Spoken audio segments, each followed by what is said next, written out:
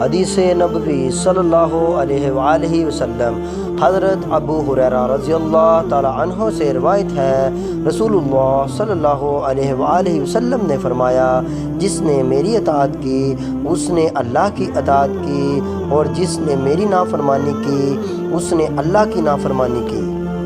حضرت ابو ہریرہ رضی اللہ تعالی عنہ سے روایت ہے، اللہ کے رسول صلی اللہ علیہ وآلہ وسلم نے فرمایا، میری امت میں سے ایک گروہ اللہ کے احکام پر ہمیشہ پوری طرح قائم رہے گا، اس کی مخالفت کرنے والا اس کو نقصان نہیں پہنچا سکے گا۔ حضرت ام المومنین عائشہ صدیقہ رضی اللہ عنہما سے روایت ہے، اللہ کے رسول صلی اللہ علیہ وآلہ وسلم نے فرمایا،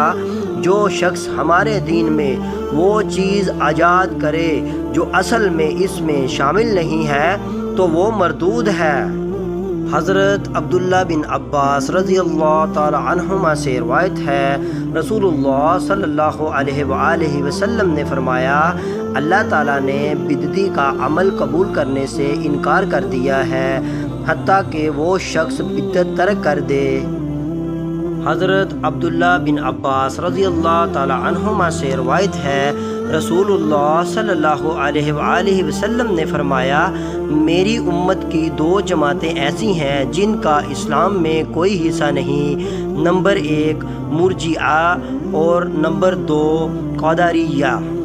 حضرت انس بن مالک رضی اللہ تعالی عنہ سے روایت ہے کہ اللہ کے رسول صلی اللہ علیہ وآلہ وسلم نے فرمایا، تم میں سے کوئی شخص اس وقت تک مومن نہیں ہو سکتا